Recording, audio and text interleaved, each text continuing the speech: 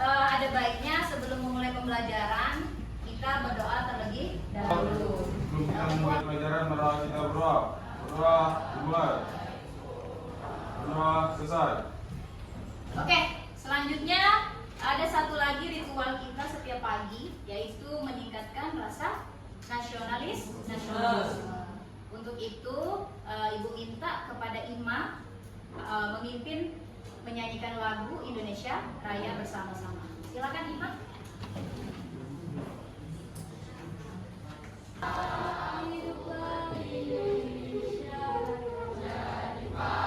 Indonesia.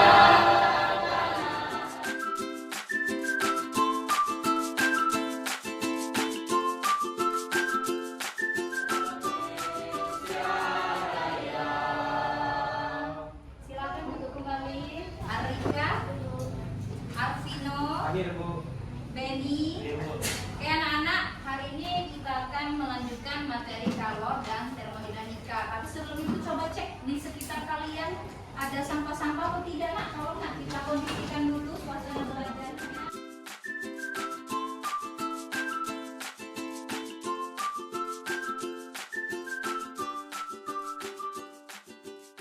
Minggu kemarin itu kita sudah bahas mengenai pemuaian, ya kan, sama tentang ada materi tentang azas Black. Nah untuk hari ini materi apa sih yang akan kita bahas? Untuk hari ini kita akan membahas mengenai perpindahan kalor, ya.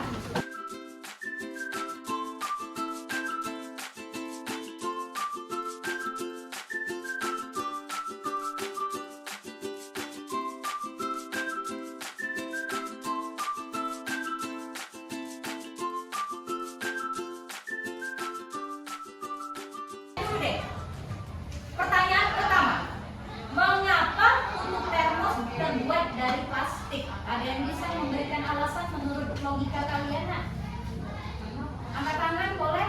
Karena plastik bukan Oke, karena plastik bukan penghantar panas yang baik.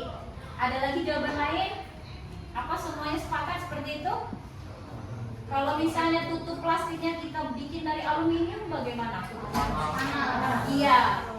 Yang bikin ke buang sampah Nah, pada saat kita mau membuka termosnya, tangan kita akan kepanasan. Jadi makanya dipilih bahan dari plastik. Nah, pertanyaan yang kedua, mengapa saat air mendidih muncul gelembung-gelembung? Pernah nggak kalian memperhatikan itu pada saat merebus air? Apa yang kalian pikirkan pertama kali melihat gelembung itu? Apakah mau diinjak sabun di airnya? Karena ada penguapan. Oke, adalah apa lagi? Ada perpindahan kalor, ya. Karena awalnya panci berisi air itu awalnya dingin kan, tapi karena dia suhunya naik berarti ada perpindahan kalor.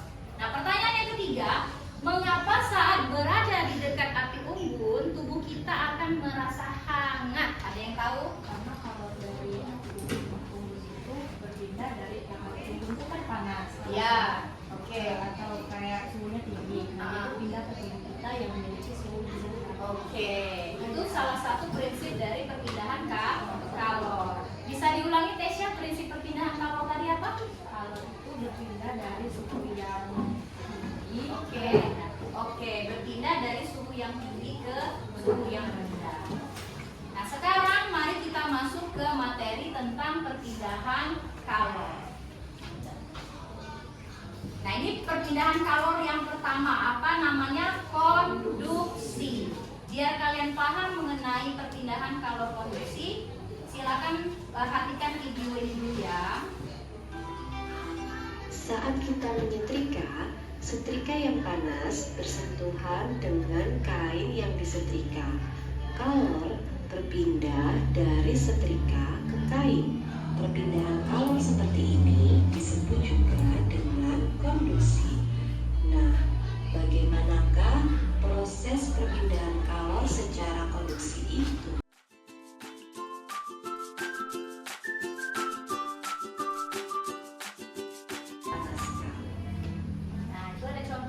ya tentang sebatang logam yang dipanaskan. Apa yang kalian dapatkan dari video tadi? Ternyata ada perpindahan partikel ya. Ternyata partikel di dalam batang logam tersebut bergerak dengan sangat cepat, menyenggol partikel di sebelahnya, sehingga energi atau kalornya tadi berpindah dari yang suhunya tinggi ke suhu yang rendah.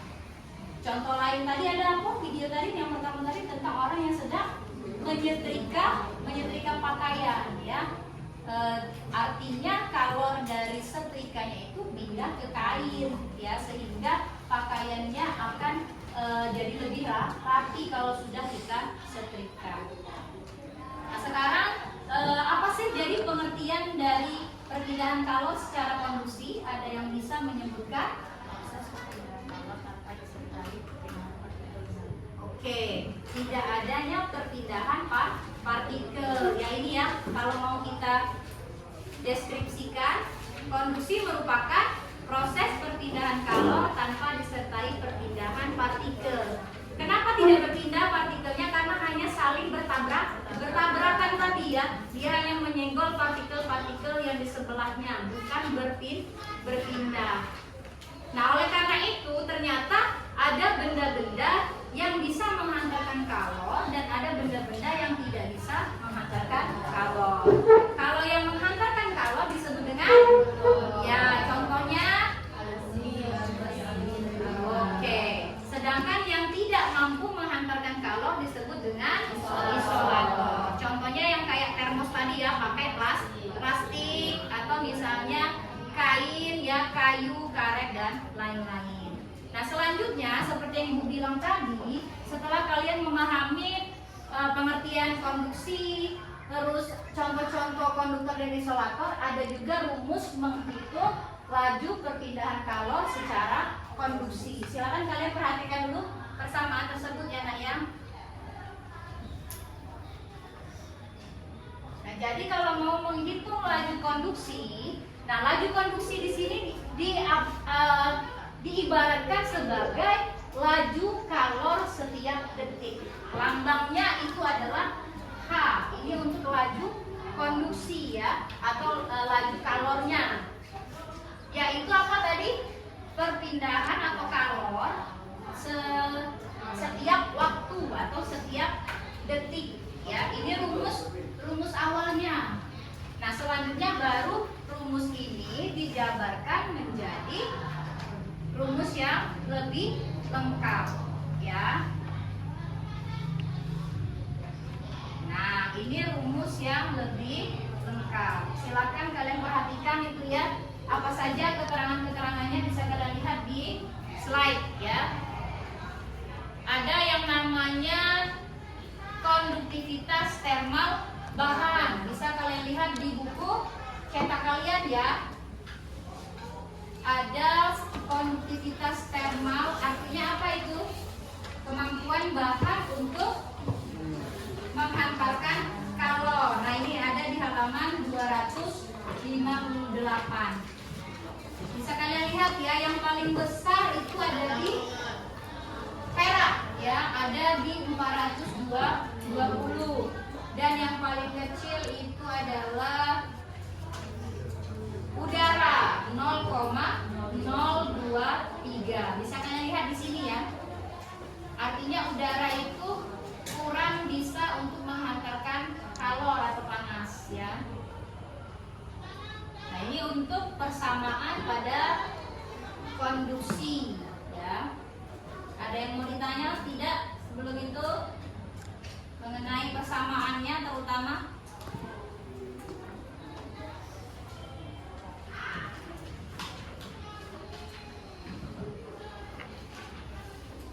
Kalau untuk delta T apa kemarin? Perubahan suhu. Karena seperti tadi kan prinsipnya kalor itu berpindah dari suhu tinggi ke suhu rendah.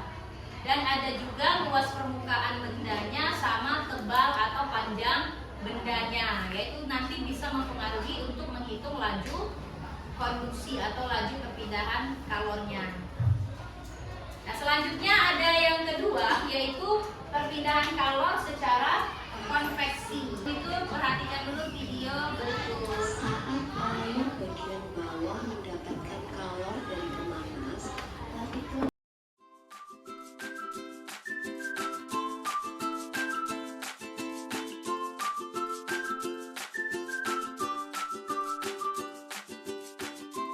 Jadi berdasarkan video ini, apa saja contoh dari perpindahan kalor secara konveksi? Siap apa? Oke, memasak air. Apa lagi tadi? Lemari es. Apa lagi? Pendingin mobil atau radiator. Cerobong asap. Sama tadi yang satu lagi tentang angin darat dan angin laut. Nah, itu contoh dari peristiwa konveksi ya. Nah, jadi secara pengertiannya apa tadi? Perpindahan kalor yang disertai dengan perpindahan partikel ya. Nah, sedangkan untuk cara menghitungnya ini kurang lebih sama ya. Ini prinsipnya sama ya. Kalor dibagi dengan waktu ya. Sehingga rumusnya itu bisa kita jabarkan lagi menjadi lain yang itu H. Apa itu H? Koefisien konveksi. Nah, berbeda dengan yang ini tadi ada K ya. Kalau ini tadi konduktivitas thermal. Sedangkan kalau di konveksi dia ada koefisien konveksi. Bedanya di situ saja. Selain itu tadi pengertiannya juga berbeda ya. Kalau konduksi tadi perpindahan diikuti atau tidak disertai? Ya, tidak disertai dengan partikel. Sedangkan kalau yang konveksi disertai dengan perpindahan partikelnya. Ada satu lagi yaitu mengenai radiasi ya. Coba kita saksikan dulu video berikut.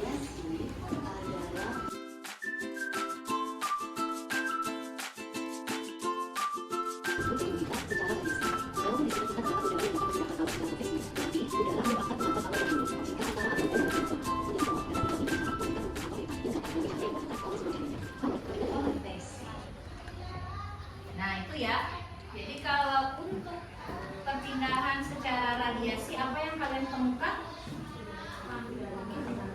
Ya, tidak ada zat perantara. Jadi dia langsung ya. Bahkan bisa kita halangi katanya tadi ya.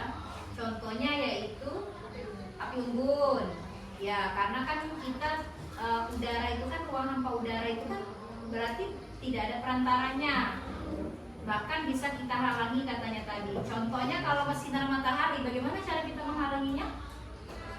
Masuk ke dalam ruangan atau kamar misalnya ya. Beda kalau kita sedang berjemur di tengah lapangan. Jadi cara kita untuk menghindari atau mengurangi radiasi dari matahari tadi adalah masuk ke kelas misalnya kayak itu ya. Itu caranya kita untuk mengurangi efek radiasinya tadi ya. Nah, satu lagi itu mengenai laju perpindahan kalornya ya secara radiasi. Jadi kalau untuk secara radiasi dia ada yang namanya emisivitas ya, sama juga dengan konstanta Stefan Boltzmann. Nah, ini ya. Ini untuk menghitung laju perpindahan kalor secara radiasi. Nah, persamaan ini kan disebut dengan persamaan Stefan Boltzmann. Di situ ada huruf E. Apa itu? Emisivitas benda. Artinya karakteristik permukaan bahan yang memancarkan radiasi. Nilainya hanya berlaku dari 0 sampai 1. 0 itu yang seperti apa? 0 itu jika benda-benda yang mengkilap. Dia akan mendekati 0. Artinya benda tersebut menyerap dan memancarkan radiasi sedikit. Sedangkan kalau yang mendekati 1 itu untuk benda-benda berwarna hitam. Artinya dia mampu menyerap ataupun memancarkan radiasi dengan sangat baik. Makanya kalau kalian di siang hari menggunakan baju berwarna hitam itu akan lebih terasa panas daripada menggunakan baju atau pakaian berwarna putih ya. Ada yang mau ditanyakan tidak mengenai konduksi, konveksi dan radiasi? Ada yang mau ditanya? Ya, oke, Benny. Apa radiasi cahaya matahari terasa panas itu sedangkan cahaya yang panas kan sama-sama radiasi? Oke, kenapa? Yang pertama, suhu matahari itu lebih besar. Itu yang pertama, ya. Yang kedua, lampu itu sebenarnya panas. Mana caranya kita dekati? Artinya lampu ini akan terasa panas jika jarak kita lebih dekat. Karena memang dia suhunya tidak terlalu tinggi dibandingkan dengan matahari. Kalau matahari itu kan bisa sampai berjuta-juta Kelvin. Makanya seluruh bumi, bukan bumi bae, bisa juga daerah-daerah di sekitarnya alam semesta itu kena radiasi dari matahari. Itu faktor utamanya karena dia suhunya yang lebih tinggi. Kalau lampu ini panas juga sebenarnya, tapi karena suhunya tidak terlalu tinggi, jadi radiasinya itu tidak terlalu sampai ke kita. Tapi kalau kita nak tesnya, coba dekati tangan, pasti panas ya. Itu alasannya Ben ya. Oke, ada yang mau nanya lagi? Ya? Oke, radiasi HP. Kalau radiasi HP itu lebih ke radiasi elektromagnetik. Artinya dia gelombang cahayanya, bukan panasnya, ya itu bedanya ya.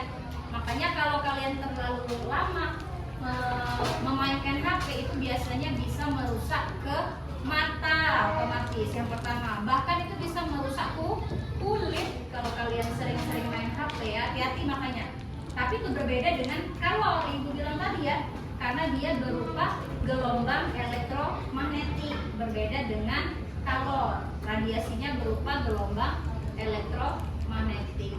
Efeknya memang tidak terlalu yang memunculkan panas, tidak, tapi bisa merusak ke mata dan kulit tadi ya. Itu. Ada lagi? Habis? Tidak ada lagi yang mau ditanya?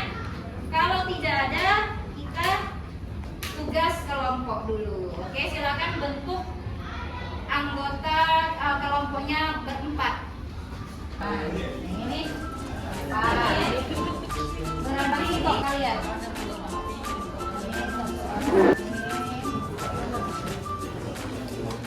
Nah silakan itu ya, ada instruksinya.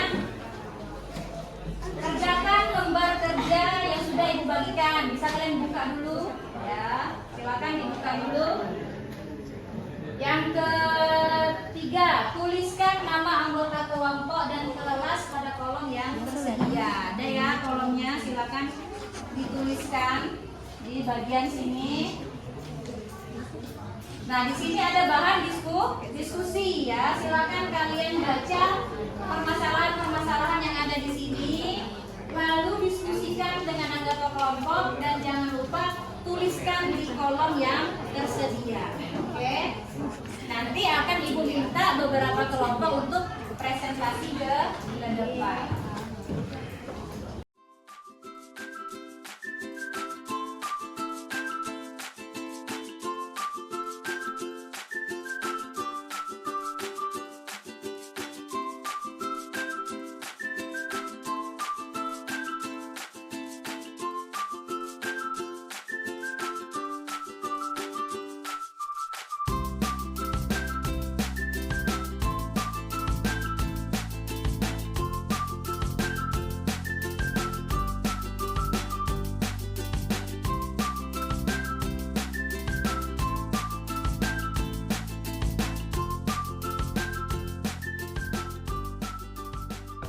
Assalamualaikum warahmatullahi wabarakatuh. Waalaikumsalam warahmatullahi wabarakatuh.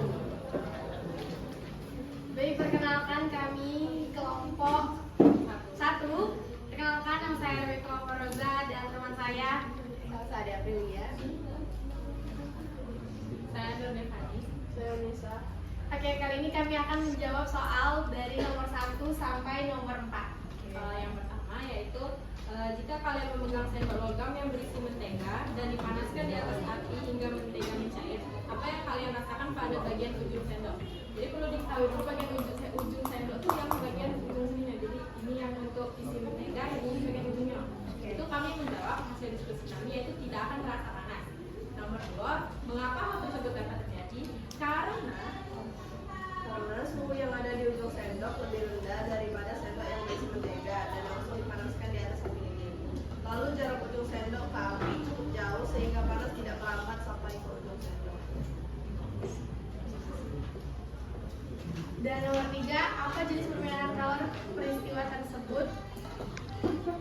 perpindahannya ialah konklusi dengan sendok sebagai konduktor yang menghantarkan panas api lilin ke mentega. Oke, stop dulu ya. Itu kasus yang tentang memegang sendok logam berisi mentega dan dipanaskan di atas api lilin. Ada yang mau menyanggah pernyataan kelompok ini? Oke, silakan Tesya.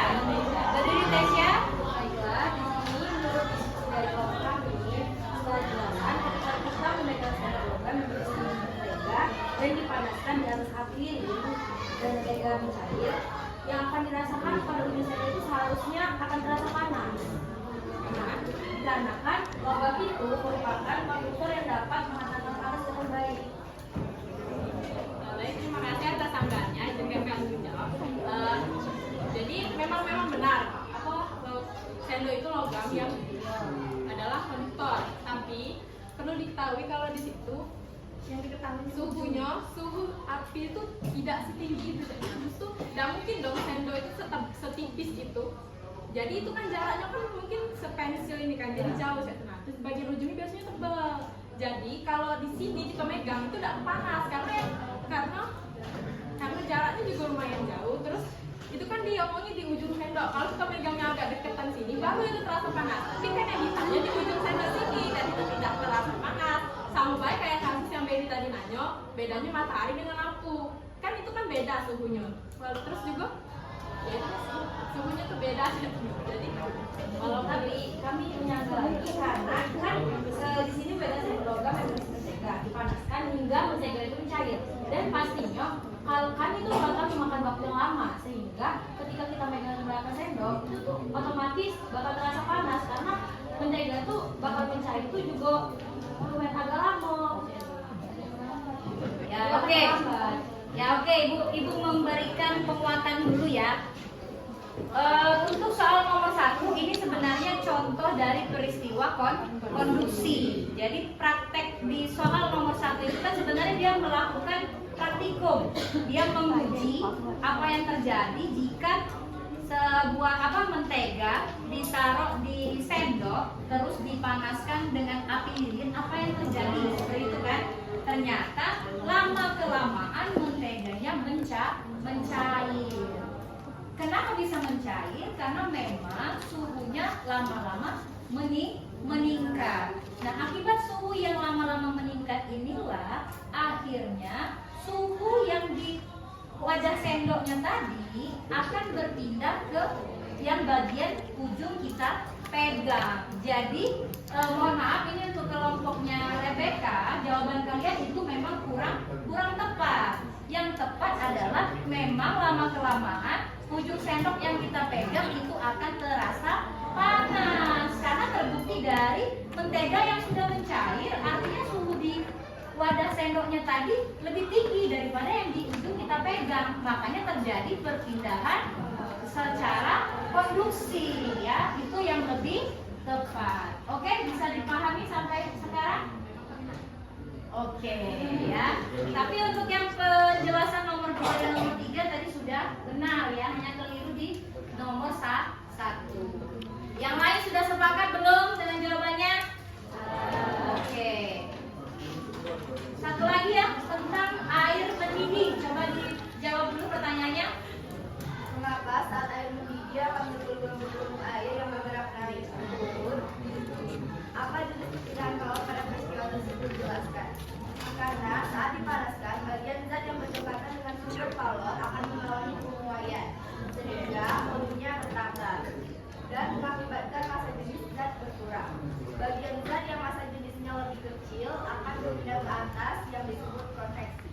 Oke, berarti maksudnya zat di sini adalah airnya ya. Air yang di bagian bawah itu berarti yang di bawah pancinya ya. Jadi pada saat dia sudah suhunya naik, apa yang terjadi tadi? Mengalami penguaian. Akibatnya volumenya bertambah dan akhirnya massa jenis berkurang. Artinya partikel yang di bawah akhirnya naik ke atas. Makanya muncullah seolah ada gelembung. Ada jawaban lain yang mau menyanggah lagi mengenai pernyataan dari kelompok ini? Sepakat semuanya? lebih seperti itu ya jawabannya ya. Silakan ditutup dulu kelompok ini. Terima kasih atas presentasinya. Kita kasih aplaus dulu.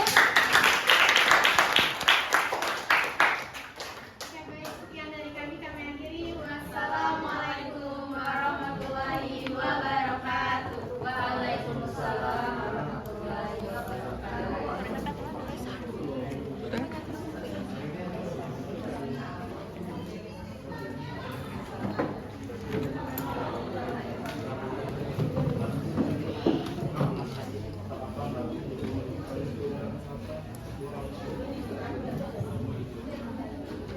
Assalamualaikum warahmatullahi wabarakatuh. Waalaikumsalam warahmatullahi wabarakatuh. Perkenalkan, kami dari kelompok 2 akan menjawab soal nomor 5 dan nomor 6. Perkenalkan, saya Eza Alisoni Pradana. Saya Muhammad Hidayatullah.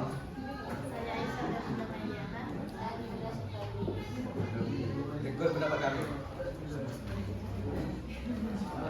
Mengapa tubuh kalian akan terasa hangat ketika berada di sekitar api unggun? Apa jenis perpindahan kalor pada peristiwa tersebut? Perbedaan yang terjadi adalah radiasi, dikarenakan kalor api unggun diantarkan ke tubuh tanpa ada zat perantara. Karena api unggun itu kan panas. Panas api unggun itu langsung diantarkan ke tubuh, langsung pindah ke tubuh, jadi langsung panas.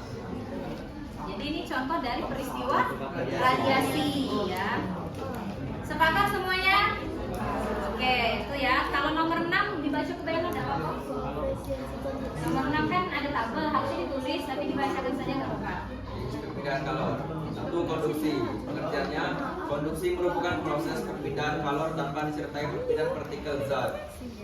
Persamaannya yaitu H K kali A kali delta T dibagi L.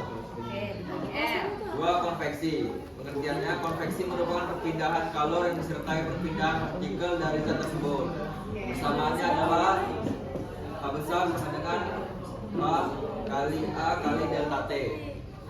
Yang ketiga, radiasi. Pengertiannya adalah radiasi merupakan perpindahan kalor tanpa memerlukan zat perantara. Persamaannya adalah H besar sama dengan E kali emisivitas kali A kali delta T. Ya, oke. Itu ya kalau soal nomor 6 tinggal kalian tulis jenisnya ada 3, pengertian dan persamaan yang sudah dijelaskan di awal. Ada yang mau menambahkan dari kelompok ini? Cukup? Oke, silakan ditutup dulu, kita kasih plus. Assalamualaikum warahmatullahi wabarakatuh. Waalaikumsalam warahmatullahi wabarakatuh. Nah ini 3 soal ini kan perlu ditulis. Berarti nomor 1 ibu minta kelompok Tesya, nomor 2 kelompok Naila, ke nomor 3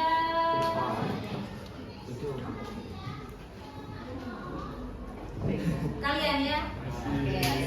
Silakan ditulis dulu nanti baru dijelaskan.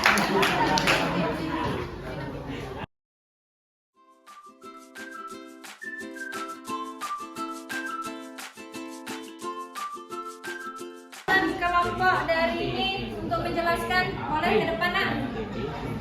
Oke guys, jadi aku akan menjelaskan soal yang nomor 1. Pertama kita baca dulu soalnya ya. 2 logam berukuran identik disambungkan. Suhu logam A sebesar 90 derajat Celcius. Makanya diketahui itu adalah TH sama dengan 90 derajat Celcius. Dan suhu pada sambungan logam adalah 100 derajat Celcius. Maka T sama dengan 100 derajat Celcius.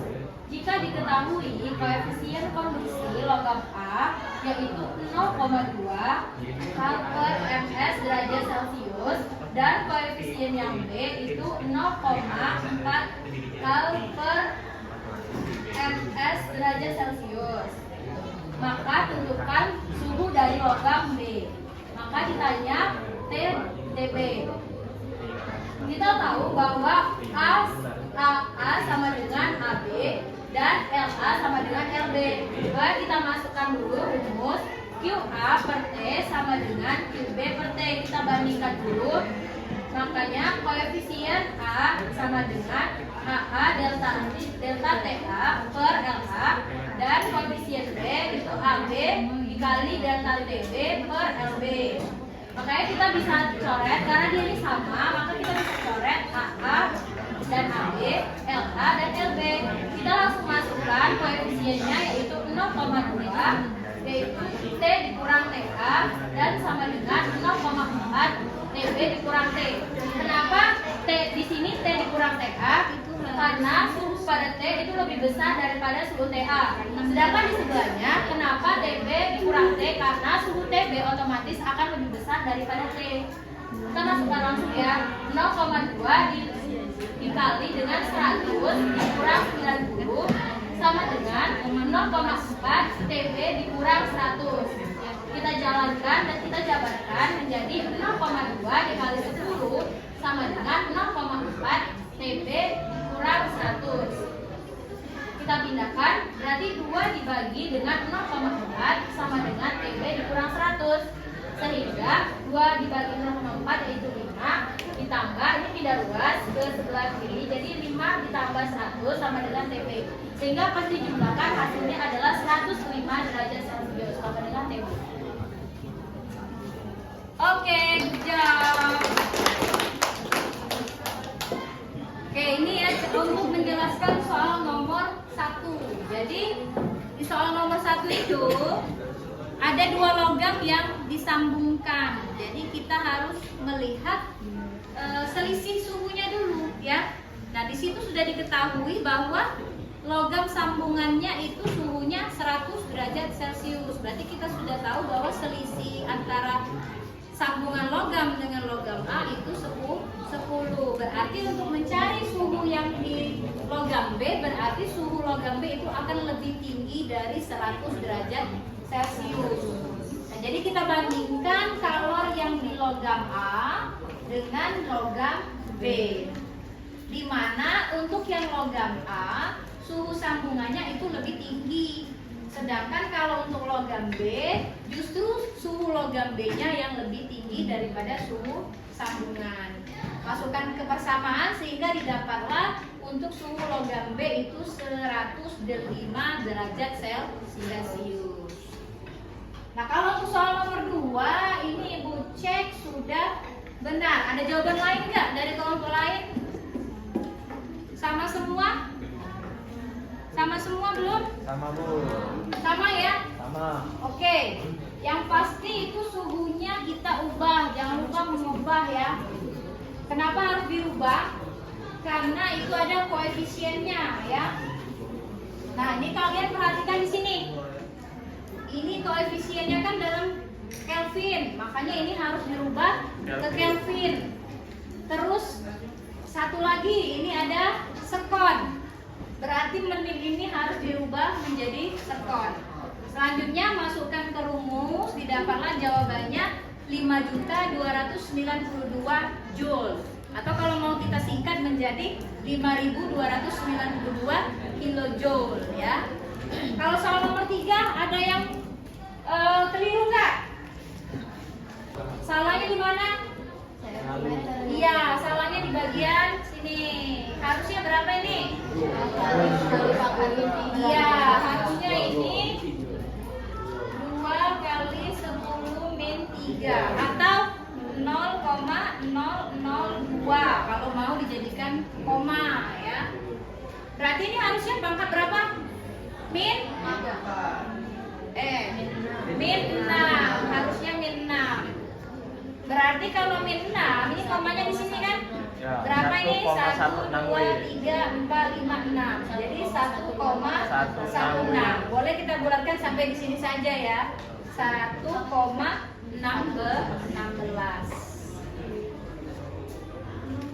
Ada lagi jawaban yang lain yang berbeda? Sama ya? W atau Joule ya? Oh iya, W ya. Oke.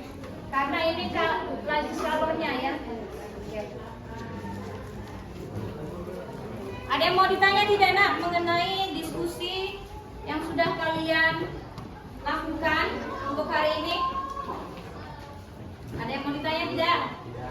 Ibu rasa untuk penggunaan ketiga persamaan ini tidak ada masalah ya. Konduksi, konveksi, dan radiasi ini semuanya sudah ada. Kalian diskusikan tadi ya, tinggal kalian sering-sering latihan soal untuk lebih memahami cara penggunaan persamaannya. Oke? Kalau tidak ada yang mau ditanya, kita sudah tiba di penghujung pembelajaran hari ini. Tapi sebelum itu, kita coba menyimpulkan dulu bersama-sama. Apa sih yang kalian dapatkan setelah mempelajari materi perpindahan kalor?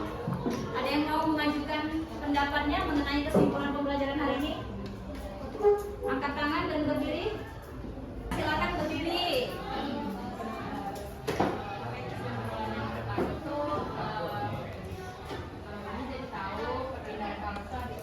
Oke. Konduksi, konveksi, sama radiasi. Oke. Terus juga cara penerapannya udah ditahu sama kayak yang sendok tadi. Oke, itu yang contoh konduksi apa tadi? Yang Sendok dipanaskan. Oke, kalau contoh konveksi? angin dalam angin laut. Oke, radiasi? Oke, api unggun. Dan juga apa lagi yang kalian tahu? Ya, rumus atau cara menghitung laju perpindahan kalor. Ada lagi yang mau menambahkan dari kesimpulan tersebut? Tidak ada? Tidak ada? Oke, kalau tidak ada, Ibu minta kalian menuliskan refleksi pembelajaran yang kalian rasakan pada hari ini. Silakan tulis di buku tulis masing-masing.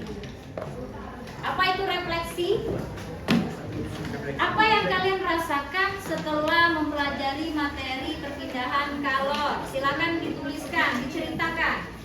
Saya merasa seperti apa? Silakan dituliskan di buku masing-masing. Perasaan kalian setelah mempelajari materi perpindahan kalor. Jadi setelah belajar itu memang kita harus merefleksikan diri kita. Minimal perasaan kita yang kita rasakan. Baru nanti ceritakan apa sih yang kalian dapatkan dari materi hari ini. Nah itu ditambahkan.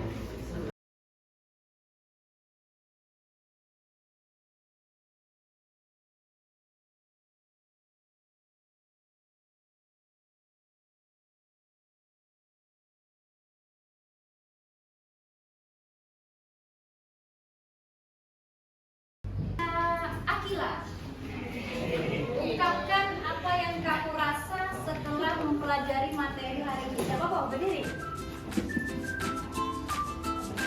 Pada pembelajaran hari ini, saya merasa lebih paham mengenai materi perpindahan kalor terkait penjelasan yang diberikan, serta dapat mengetahui jenis perpindahan kalor, contohnya, serta penerapan kesalahannya. Oke, good job.